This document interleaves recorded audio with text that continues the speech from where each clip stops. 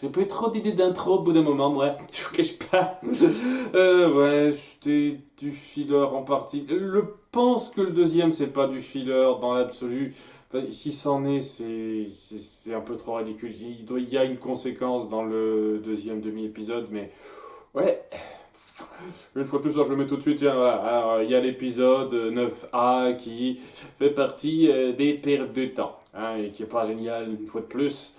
Puisque ça commence tout de suite sur Anne qui montre qu'elle sait bien se débrouiller en cuisine, ce qui n'a jamais été particulièrement montré avant, et même c'est relativement incohérent par rapport à ce qu'on a eu il y a deux demi-épisodes de ça, où justement elle savait pas exactement bien faire la cuisine, puisqu'elle foutait un champignon n'importe comment dans un bouillon, mais bon, je veux dire, oui, on aurait pu dire vaguement que c'est en lien avec le fait qu'elle voulait préparer une pizza. Elle montrait que la recette de la pizza, elle l'avait sur son portable, donc c'est pas non plus comme si c'était quelque chose qu'elle connaissait très bien d'elle-même sans chercher plus loin. Mais là maintenant on dit ouais, elle a des bonnes connaissances en cuisine, et ça vient du fait que ses parents dirigent un resto-taille, et donc elle connaît un petit peu le truc. Ce ouais, ok, vous sortez ça de nulle part. C'est que maintenant vous mettez ça en place, et c'est pour appuyer une histoire sans intérêt. Est-ce que ça jouera un rôle notable plus tard ça? Je veux dire, dans l'intrigue principale, ce truc, je pense pas une seule seconde. Et au bout du compte, elle va mettre un petit peu ça en avant dans le resto du coin. Hein, le resto un peu crade du coin, dirigé par un mec que je pense qu'on a vu rapidement, histoire d'eux, à quelques apparitions comme ça, qui se fait un peu malmener par un critique gastronomique, parce qu'ils ont ça évidemment, ils ont que ça à foutre. Et elle se met en avant pour dire hey, faut pas traiter les gens comme ça, faites gaffe. Mais le critique leur dit ah, si tu considères ça à ce point-là, je vais peut-être mal noter ce restaurant, alors que bon, il y est pour rien, le pauvre gars qui se charge du restaurant, mais bon. Mais elle insiste un petit peu, elle le met au défi, venez, revenez dans 2 jours et je vous montrerai que ce resto on peut en faire quelque chose de grand, et elle se force. Elle se force pour que le mec gère mieux son restaurant, le lave mieux, le présente mieux ses plats apparemment, parce qu'avant ils n'étaient pas si géniaux que ça, mais maintenant ils sont appréciés. Le fait aussi qu'elle accepte tous ces trucs, tous ces gruots pour grenouilles bien dégueulasses pour elle, commence à montrer qu'elle s'habitue un petit peu à l'endroit, mais en dehors de ça, c'est basique et chiant en fait, j'ai envie de dire.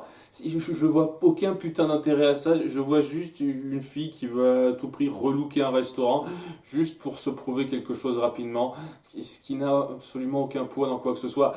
Et au bout du compte, oui, elle finit en forçant un petit peu le gars à suivre son point de vue, à en faire un resto un peu plus chic, où les gens aiment bien bouffer.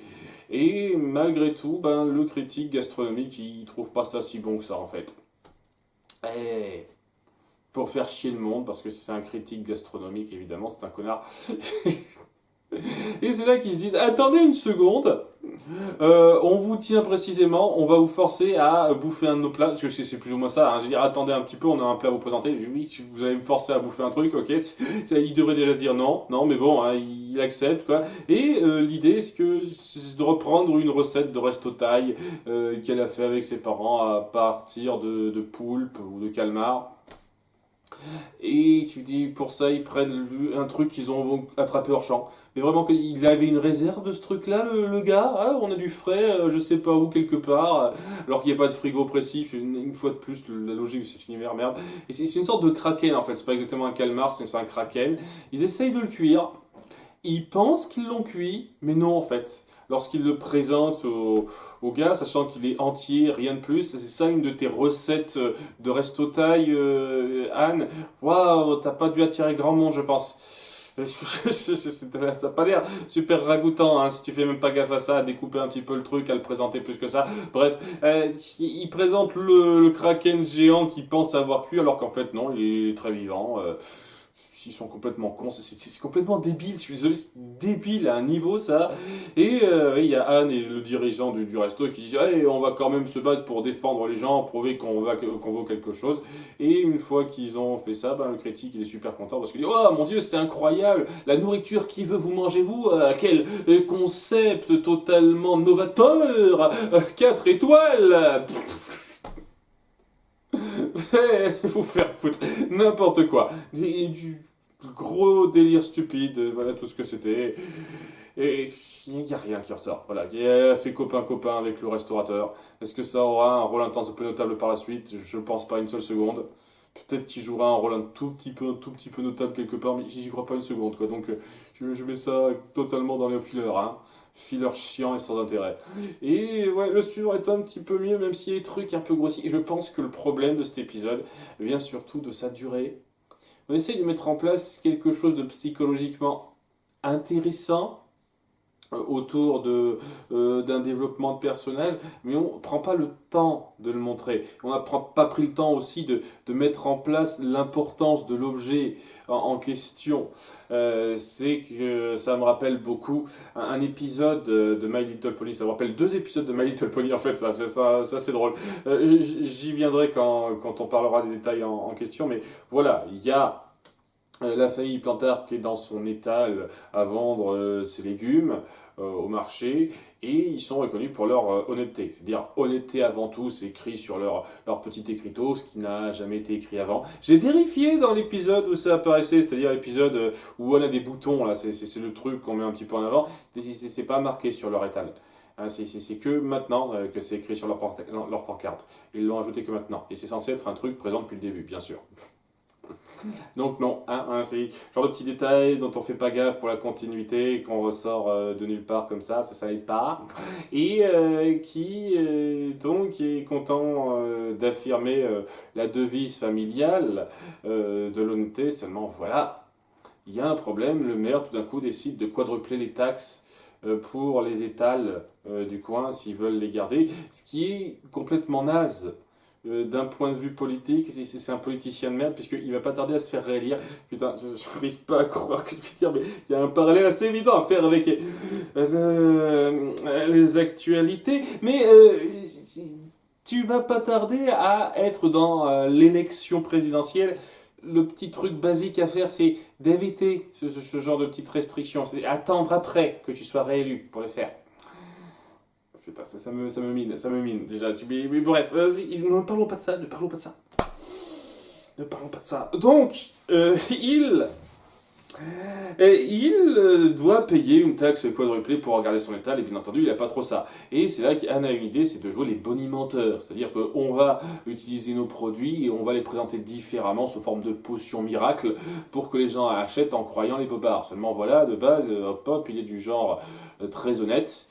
Mais il va se forcer au début à essayer de mentir, ça va être difficile, mais très vite il prendra le coup. Et c'est un petit peu le problème. Parce que cet épisode me rappelle, comme je l'ai dit, 2 épisodes de My Little Pony. Le premier c'était, je sais plus exactement comment il s'appelle, un épisode où, pour avoir suffisamment d'argent et aider une juste cause, Applejack se voit un peu forcé de participer à des mensonges pour manipuler les acheteurs afin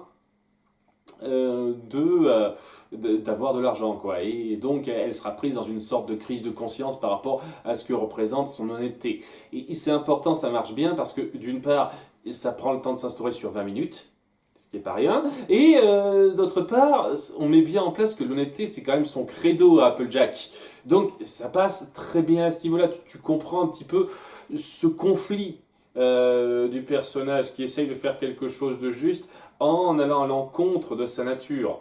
C'est assez fort. Alors que Hop Pop, à quel moment on a précisé que c'était l'honnêteté incarnée, il n'est pas fichu de faire quoi que ce soit en mentant. Ça n'a jamais été appuyé, donc ça sort de nulle part cette espèce d'honnêteté. Et étant donné que oui, il va à l'encontre de ça, il devient tout de suite bonimenteur très vite. Ah, cette potion peut guérir tous les maux, peut rapporter l'être aimé, ce genre de conneries. Il a un développement ultra rapide et cartoonesque. Ce qui est un peu dommage parce que voilà, on sent qu'il fait ça pour restaurer, protéger la devise familiale, cet étal qu'ils ont eu depuis pas mal de temps, en allant à l'encontre de leur devise. C'est quand même quelque chose d'assez fort et on prend pas le temps de l'appuyer très fortement ça, à part à la toute fin.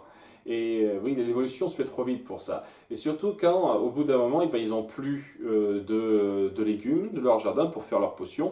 Et donc, ils sont un peu au pied du mur parce qu'ils n'ont pas encore assez de fric. Je veux dire, ils vendent absolument toutes leurs ressources grâce à ça. Mais ils n'ont pas assez de fric pour payer leur étal. C'est quoi cette taxe de merde, quoi? Ils n'ont pas quadruplé leurs taxes. Ils les ont quintuplées, décuplées, je sais pas trop quoi. Mais ça devrait pas... à aller à ce stade-là si en vendant tes produits normalement et en faisant clairement pas autant d'affaires qu'avant, t'arrivais à battre un quart de ça. C'est pas logique pour moi, je trouve, en matière de chiffres, de la façon dont vous présentez ça, parce que il vend son truc super facilement. Et une fois de plus, les gens sont des débiles profonds qui croient directement les premières conneries qu'il dit, et sans grande mise en scène particulièrement forte pour l'appuyer, puisque c'est cartoon, une fois de plus. Bref, je suis revenu un petit peu en arrière. Il a plus de matériaux, hein, il a plus de ses légumes pour faire ses potions. Il se dit, tiens, je vais utiliser les premiers trucs que je trouve. Je vais ramasser tous les détritus qui traînent pour faire une potion. Et donc c'est beaucoup plus dégueulasse, beaucoup plus discutable. Et même un se dit, ok, mentir pour vendre des produits qui sont inoffensifs, c'est pas trop grave, mais mais elle va pas au bout de l'idée. Elle va pas au bout de dire, attendez, c'est quand même très très moralement discutable. On devrait peut-être pas aller jusque là. Non, non, c'est un peu trop rapidement survolé ça. Ça aurait pu être beaucoup mieux montré si on a eu plus de temps. Et ouais, il a complètement viré zinzin en fait. Ça me rappelle un autre épisode de My Little Pony, c'est-à-dire l'épisode leçon 0 de Twilight, où elle commence à devenir zinzin parce qu'elle ne peut plus produire ce qui la définissait en fait, ce qui lui permet d'avancer. Et donc elle devient complètement zinzin et c'est super drôle parce qu'il y a vraiment une progression super forte et au moment où elle craque, c'est super fort. C'est très drôle. Là, étant donné que tout va trop vite, tout de suite ça sort comme un cheveu sur la soupe. Tout de suite le gars se dit non, il faut absolument faire ci, ça, sinon on n'y arrivera pas. Je veux dire, t'as pas d'étape très forte entre le moment où il accepte d'être bonimenteur pour vendre ses produits relativement honnêtement. C'est-à-dire que bon, il ment, mais il vend rien de malveillant. Pour tomber sur le truc, on vend des détritus. Des trucs qui, si les gens les boivent, risquent de tomber malade, voire de crever. Carrément, quoi. Et il s'est traité à la blague, le mec va super loin. Et c'est le truc qui m'a particulièrement irrité, parce que ça allait trop vite avant, mais c'était pas non plus ultra grave. Mais là, c'est genre, vous allez à ce point dans le délire. Si ça avait pas été un truc aussi ridiculement exagéré que ça avait été des conneries un peu discutables qui leur donneraient des maux de ventre, mais qui iraient pas très loin. Genre, ça aurait été des produits qui sont pas très comestibles, c'est-à-dire ça se mange sans plus, ça peut vous donner des crampes d'estomac, ce genre de conneries. Tu te dirais, ok, c'est le genre de trucs qu'on veut pas vendre, mais on les produit quand même dans nos jardins et on va quand même faire avec ça. Ce genre de truc que tu pourrais faire. Sans aller à ce point dans les délires ridicules exagérés comme ça, tu te dirais il y aurait le même conflit moral. Mais là, on va tellement loin dans le délire qu'il devient un gros connard fini, en pétant un câble de façon pas particulièrement amenée fortement. Donc ça n'a pas beaucoup de poids, c'est dommage, c'est dommage. J'ai dit ça parce que cet épisode avait une base intéressante dans l'idée. Étant donné que ça jouera un rôle important par la suite, je trouve ça dommage qu'on n'ait pas plus appuyé ça, qu'on n'ait pas mieux amené la chose, qu'on ne prenne pas le temps de temps en temps de faire des épisodes de 20 minutes qui se donnent la peine de respirer. C'est dingue de dire ça, mais je ressens pas une seule seconde que cette série veut respirer dans ses histoires. Tout va tellement vite, ce qui fait que je n'arrive pas à adhérer grandement aux histoires, aux émotions, aux leçons que veulent faire passer ces intrigues, tout simplement parce qu'on ne donne pas le temps aux personnages de digérer la situation et de faire passer quelque chose d'assez fort à travers ça. C'est des délires qui vont très vite pour la grosse majorité de ce qui est représenté. Et c'est pas génial. Alors que ça avait le potentiel d'être plus que tout juste acceptable, cet épisode, parce que je le considère comme tout juste acceptable, en dépit du fait que oui, il est parti sur un gros délire complètement. C'était homicide, quoi. Parce que oui, Pop est parti sur un délire presque meurtrier, hein. Allez, bouffez des détritus, ça pourrait vous buter, je m'en fous, l'important c'est que vous donniez votre fric, hein. Il en est à ce stade-là, ce qui est un petit peu. Et ouais. Alors que ça se fait et qu'il reçoit pour terminer, pour la dernière pièce qu'il lui faut, symbolisme, sa cliente la plus fidèle depuis le début, qui le loue pour son honnêteté, il ne peut pas accepter ça. Il ne peut pas aller jusqu'au bout de son délire et il finit par reprendre regagner son calme et son honnêteté intellectuelle et empêcher les choses en avouant tout, hein, que c'était des détritus. Et aussi, on essaie de lui donner un rôle héroïque parce qu'il y a des moustiques géants qui attaquent et qui mettent en danger sa famille. Donc, il balance son tonneau avec tous ces détritus qui en tirent les moustiques pour les attirer ailleurs, blablabla, histoire de mettre un peu d'action et d'aller trop vite. C'est cette minute 30 qu'on aurait pu virer pour développer un peu mieux aussi l'épisode sur le développement psychologique du gars, mais bon. Et après tout ça, évidemment, il se voit obligé de rembourser tous les gens après ce qu'il leur a donné. Et ouais, il a regagné son honnêteté, seulement voilà, il n'a pas de quoi payer le stand. Et c'est la raison pour laquelle c'est très certainement un épisode à prendre en compte dans la continuité. Il ne l'a plus son stand. Il n'a plus son étal pour vendre ses objets, enfin ses légumes. Et donc ce sera beaucoup plus délicat pour lui. Il est sans emploi et ça va être chaud. Ça va être chaud pour subsister avec ça. Donc comment ils vont gérer la chose? En espérant qu'ils rebondissent dessus. S'il vous plaît, en espérant qu'ils rebondissent dessus. C'est intéressant ça. Vraiment, je pense que ça aurait pu être un épisode qui me plairait beaucoup si c'était pas fait trop à la va-vite, pas mal de ce développement. Si on partait pas dans les extrêmes un petit peu trop abusés à 2-3 moments. Parce que j'aime ce que ça raconte, j'aime le développement psychologique qu'on veut faire autour de Hop-Hop par rapport à ce qu'il vit et la petite importance des enjeux qu'on met en place. Seulement, cette petite importance, c'est vraiment presque contenu seulement dans cet épisode. Presque, on a un tout petit peu mis en place cette à l'avant. Et ouais, trop rapide, trop rapide. Ça va, c'est correct, mais ça aurait pu être beaucoup plus que ça. Donc ouais, c'est un épisode sur deux qui vaut le coup, c'est mieux que d'autres cas. Et je sais pas, je sais pas, j'ai le sentiment que si vous êtes intelligent, par la suite, vous jonglerez de façon intéressante sur cette nouvelle situation. Vous en faites pas juste un gag, s'il vous plaît. Hein? Mais bon, on verra pour l'épisode suivant. À bientôt pour l'épisode 10. Bye!